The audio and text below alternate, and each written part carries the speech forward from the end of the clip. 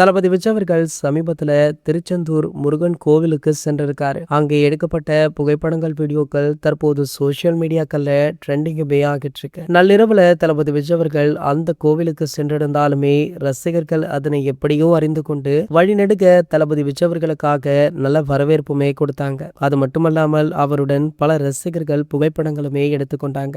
இந்த புகைப்படங்கள் தான் தற்போது சோசியல் மீடியாக்கள்ல டாப் ட்ரெண்டிங்ல இருக்கு. இதெல்லாம் ஒரு பக்கம் இருக்க, தற்போது தளபதி விஜய் அவர்களை பற்றியும் சங்கீதா விஜய் அவர்களை பற்றியுமே முக்கிய தகவல் ஒன்று வைரலா போயிட்டு இருக்கு. அதாவது சமீபத்துல சங்கீதா அவர்கள் தளபதி விஜய் அவர்களிடமிருந்து விவாகரத்து கேட்டு மனு தாக்கல் பண்ண விஷயம் சோசியல் மீடியாக்கள்ல மிகப்பெரிய அதிர்வலையை ஏற்படுத்துச்சு.